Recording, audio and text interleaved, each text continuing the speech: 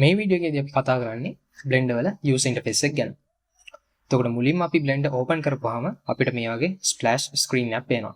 එතකොට මේ splash screen එක බලපුවාම අපිට පේනවා new file කියලා tab එකක් තියෙනවා.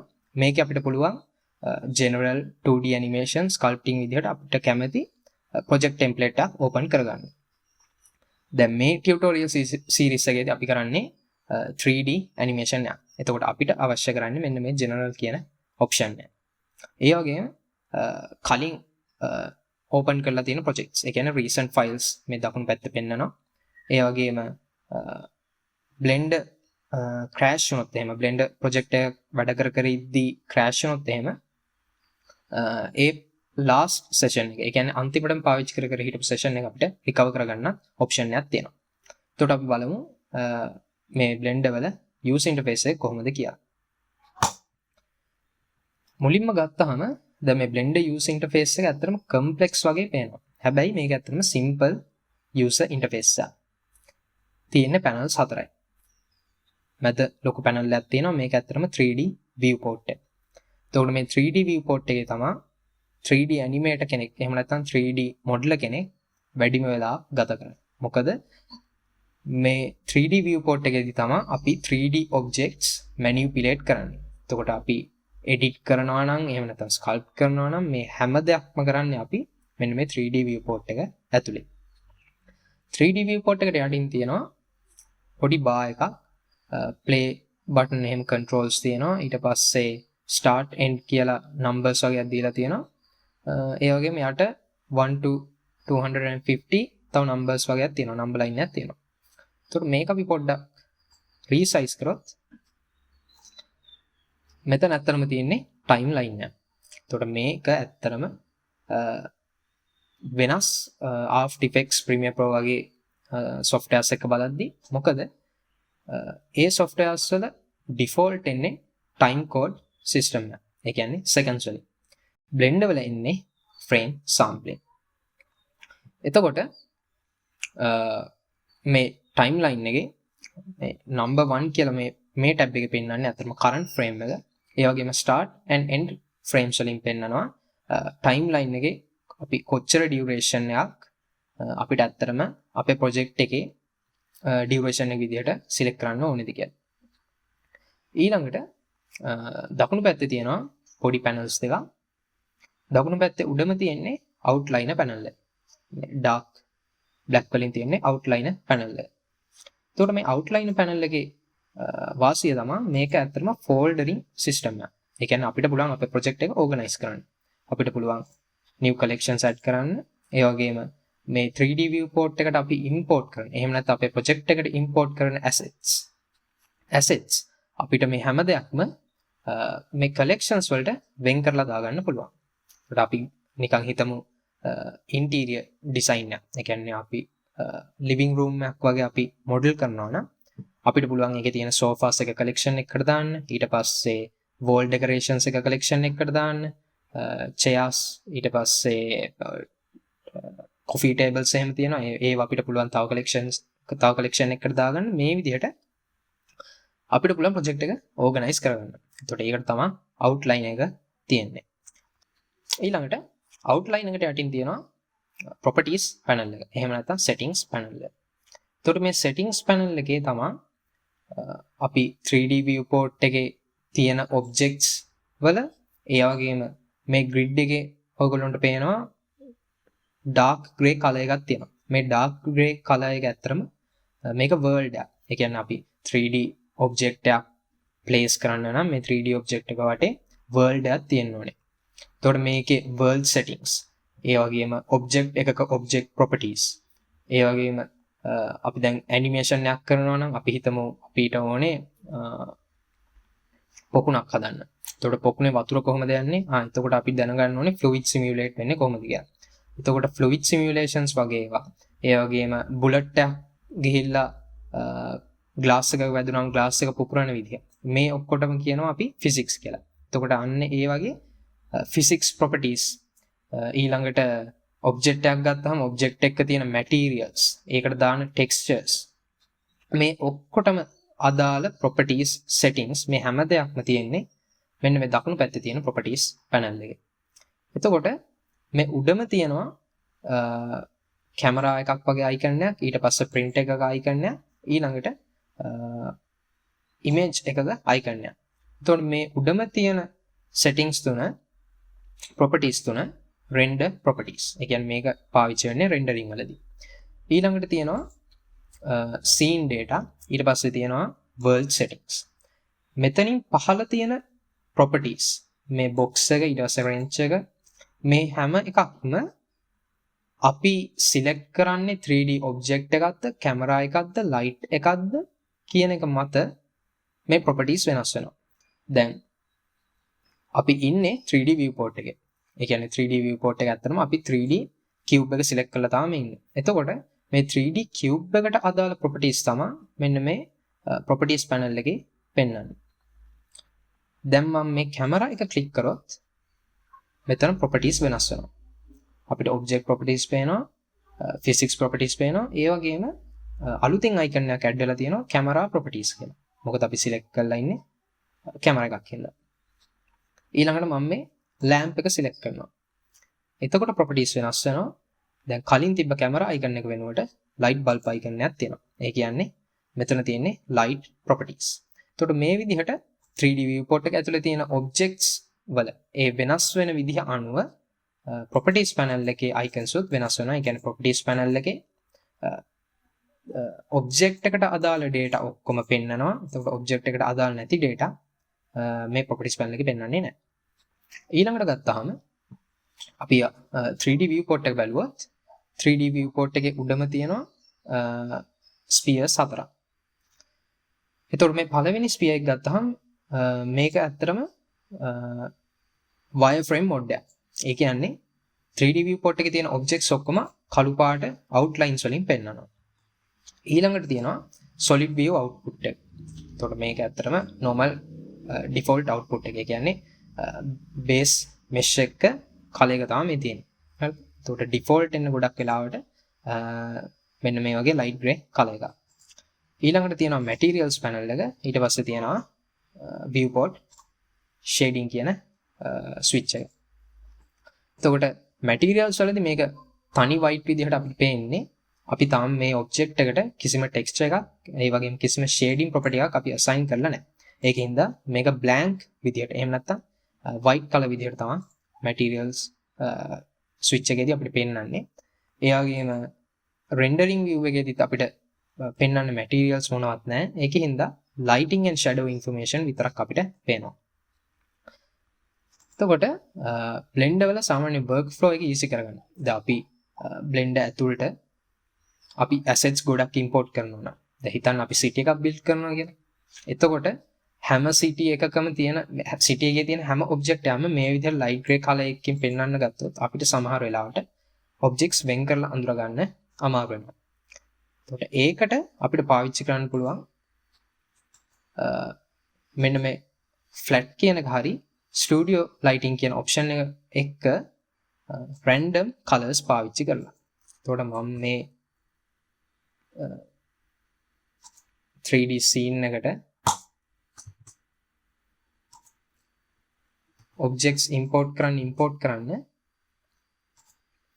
මේකේ color එක වෙනස් වෙනවා. එතකොට මේක අපිට පාවිච්චි කරගන්න පුළුවන් objects එකින් එකට වෙන් කරලා අඳුර ගන්න. එතකොට මේක තමයි Blender වල basic user interface එක. අපි ඊළඟට බලමු Blender වල කොහොමද අපි navigate කරන්නේ, object එකක් කොහොමද අපි transform කරන්නේ, ඒ වගේ shortcut keys මොනවද අපිට අපේ workflow එක easy කරගන්න තියෙන්නේ කියලා. මුලින්ම අපි බලමු Blender වල navigation. එතකොට Blender වල navigate කරන්න, මේ 3D viewport එක ඇතුලේ navigate කරන්න අපිට ඕන වෙනවා 3 button mouse එකක්. ඒකට හේතුව තමයි අපි object එකක් select කරන්නේ left click වලින්, ඊට පස්සේ අපි context menu එකක් open කරන්නේ right click වලින්, ඊට පස්සේ middle mouse button එකෙන් අපිට පුළුවන් 3D viewport එක ඇතුලේ rotate කරන්න. ඒ වගේම 3D viewport එක ඇතුලේ අපිට move වෙන්න ඕන. එහෙම නැත්නම් pan කරන්න ඕනේ නම් 3D viewport එක අපිට පුළුවන් middle mouse button එකත් එක්ක shift key එක ඔබාගෙන middle mouse button එකත් shift key ඔබාගෙන අපිට 3D viewport එක drag කරලා අපිට ඕනේ විදිහට navigate කරන්න පුළුවන්. ඒ වගේම 3D viewport එකෙන් zoom in zoom out වෙන්න අපිට scroll wheel එක පාවිච්චි කරන්න පුළුවන්. ඊළඟට අපිට පේනවා මේ වම් පැත්තේ තියෙන පොඩි controls වගේක් එහෙම නැත්නම් icons වගේක් තියෙනවා. ඒ වගේම දකුණු පැත්තට වෙන්නත් තව icons වගේක් තියෙනවා. ඒ වගේම මේ tutorial series එක follow කරද්දී ඔයගොල්ලෝ හොඳට බලන්න මේ වම් පැත්තේ යට mouse icon එක mouse icon එකක් පෙන්වනවා. එතකොට මේකේ මම navigate කරන විදිහ ඒ වගේම මම පාවිච්චි කරන shortcut keys මේ හැම දෙයක්ම මේ screen එකේ පෙන්වනවා. ඒකෙන් හින්දා මේ වම් පැත්තේ යට තියෙන reference එක බලන්න. එතකොට මේ tutorial එක ඉතාම ඉක්මනින් තේරුම් ගන්න පුළුවන්.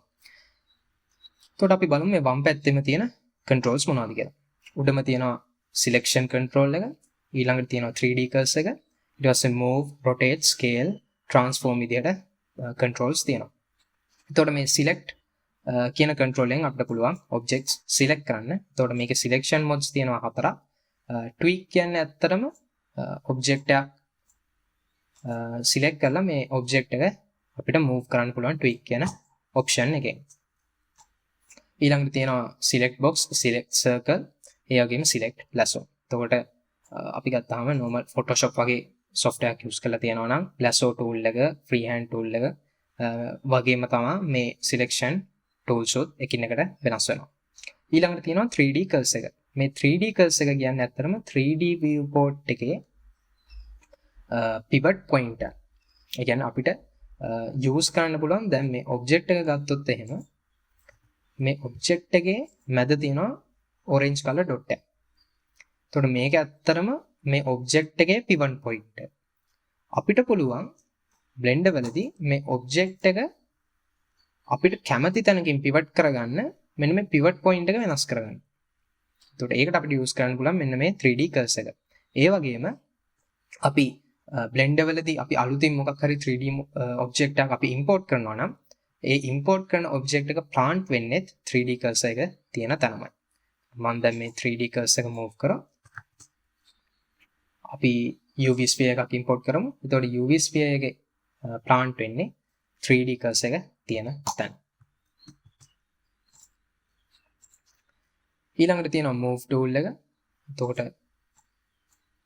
move tool එක කියන්නේ අතරම object එක translate කරනවා. ඒ කියන්නේ එහෙම නැත්නම් object එක move කරනවා. ඊළඟට rotate tool එක තියෙනවා. object එක rotate කරන්න පුළුවන්. scale tool එක තියෙනවා. ඒ වගේම transform gizmo එක තියෙනවා. මේ functions තුනම කරන්න පුළුවන් අපිට.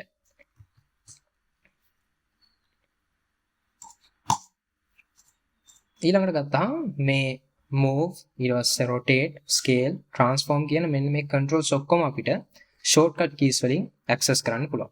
එතකොට අපිට ඕන නම් object එක move කරන්න අපිට පුළුවන් G කියන hotkey එක පාවිච්චි කරන්න. එතකොට අපි G කියන hotkey එක පාවිච්චි කරලා අපි G වලින් move කරද්දී අපිට mouse එක ගෙනියන තැනට මේ object එක ගෙනියනවා. ඊළඟට අපිට එතනින් ඒක confirm කරන්න ඕනේ නම් මේ position එක අපි left click ඔබනවා. එහෙම නැත්නම් අපි ගෙනියපු තැන අපිට cancel කරන්න ඕන නම් අපි right click ඔබනවා. එතකොට original position එකට එනවා. ඊළඟට R key එකෙන් අපිට පුළුවන් rotate කරන්න. S key එකෙන් අපිට පුළුවන් scale කරන්න. T key එකෙන් පුළුවන් අපිට transform tools toggle on off කරන්න. මම T key එක ඔබනකොට මේ වම් පැත්තේ menu එක on off වෙනවා. ඊළඟට shift S කියන command එකෙන් අපිට පුළුවන් 3D cursor එක 3D viewport එකේ කොතනද plant කරන්න ඕනේ.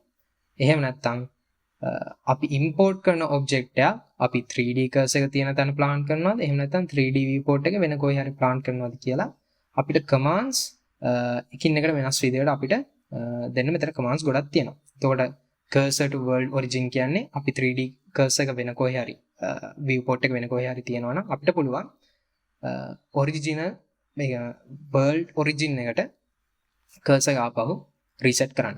එහෙම නැත්නම් අපිට පුළුවන් cursor to selected කියන්නේ අපිට පුළුවන් 3D object එකක් select කරලා ඒ 3D object එකේ pivot point එකට 3D cursor එක set කරන්න. ඊළඟට selection to cursor කියන්නේ ඇත්තරම 3D viewport එකේ අපි හිතමු මේ දකුණු පැත්තේ උඩ හරියට වෙන්න මේ cube එක තියෙනවා කියලා. එතකොට මේ cube එක ආපහු අපිට 3D cursor එක තියෙන තැනට ගෙන්න ගන්න ඕන නම් අපිට පුළුවන් selection to cursor කියන option එක දෙන්න. ඊළඟට අපි 3D animator කෙනෙක් විදිහට එහෙම නැත්නම් 3D modeler කෙනෙක් විදිහට අපිට පුළුවන්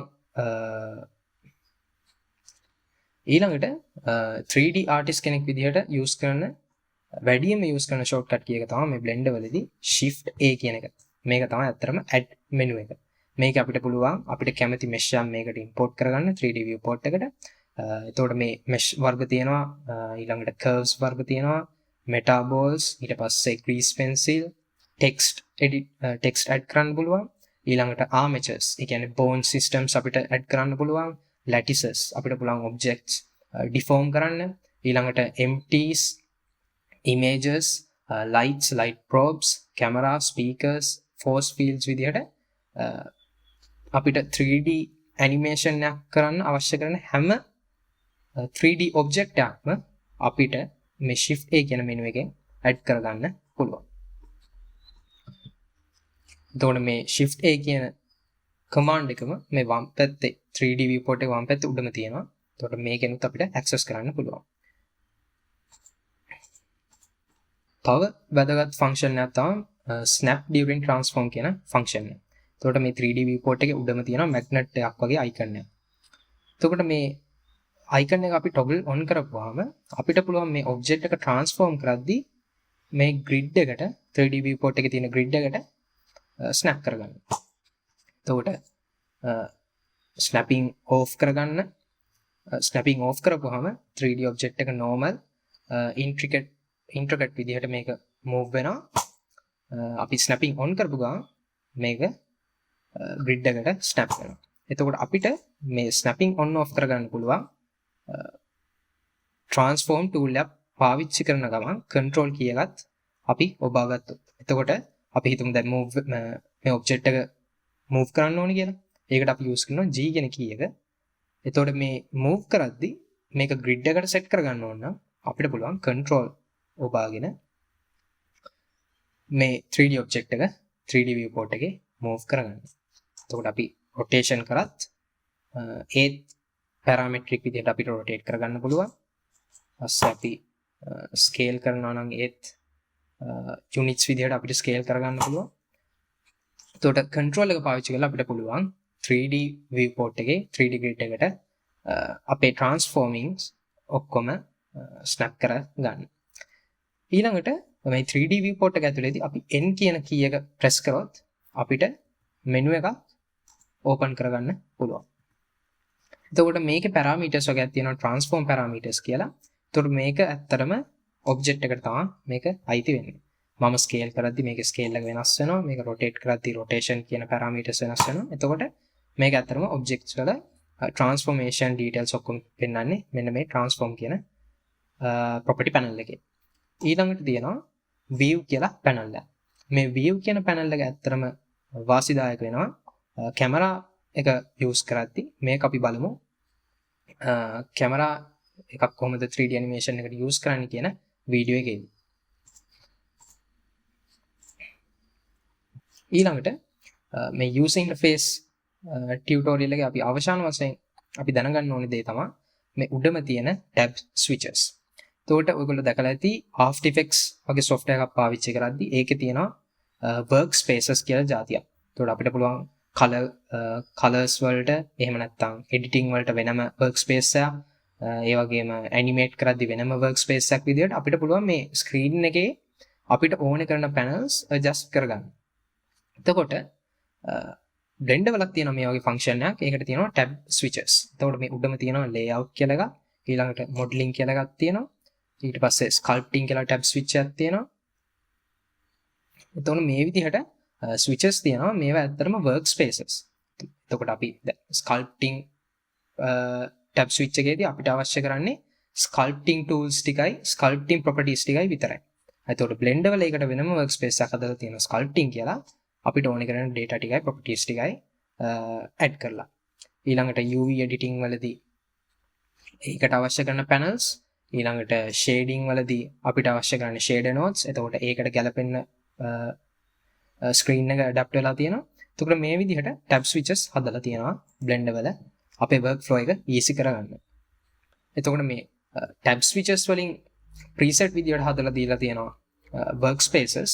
මේවට අමතරව අපිට පුළුවන් මේ තියෙන screen space එක අපිට කැමති විදිහට customize කරගන්න. එතකොට මේක Blender වල තියෙන ලොකු feature එකක්. අපි මේ panels දෙකක් එකට එකතු වෙන තැනට අපි mouse එක අරන් ගියොත් මෙහෙම arrow එකක් පෙන්වනවා.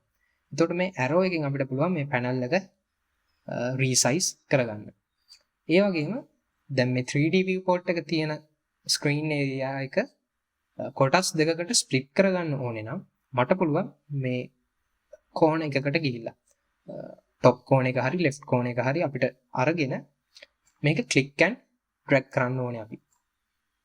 එතකොට මේ click and drag කරද්දී පොඩි arrow එකක් පෙන්වනවා.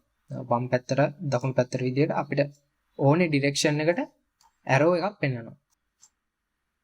එතකොට මේ arrow එකෙන් අපිට පුළුවන් අපිට අවශ්‍ය කරන්නේ කොයි පැත්තටද මේක split කරගන්න ඕනේ කියලා මේ විදිහට click and drag කරගත්තාම. ඊළඟට මේ function එකම අපිට කරන්න පුළුවන් මේ top corner එකට ගිහිල්ලා right click කරලා vertical split හෝ horizontal split විදිහට option එක දෙන්න. ඊළඟට මේ split කරපු screen එක අපිට join කරන්න පුළුවන් කලින් විදිහටම top corner එකට ගිහිල්ලා අපි අවශ්‍ය කොයි screen එකද කියලා අපිට මේ arrow keys වලින් select කරන්න පුළුවන්. එතකොට මට ඕන නම් මේ වම් පැත්තේ තියෙන screen එක විතරක් පේන්න ඕන නම් ඒ කියන්නේ මේ දකුණු පැත්තට අපි split කරපු screen එක අයින් කරන්න ඕන නම් මට පුළුවන් වම් පැත්තේ screen එකට mouse එක ගෙනියලා එතන ඉඳන් දකුණු පැත්තේ screen එකට mouse එක drag කරන්න. මේකල release කරපුවාම මේ screen එක අපව join වෙනවා. එතකොට මේක තමයි Blender වල basic UI setup එක. ඒ වගේම අපි Blender වල කොහොමද navigate කරන්නේ, Blender වල shortcut keys මොනවද, අපි object එක transform කරද්දි කියලා අපි දැන් ඉගෙන ගත්තා. ඊළඟ වීඩියෝ එකේදී අපි බලමු කොහොමද 3D object එකක් අපි manipulate කරන්නේ, ඒ වගේම 3D object එකක් කොහොමද අපි model කරන්නේ කියලා.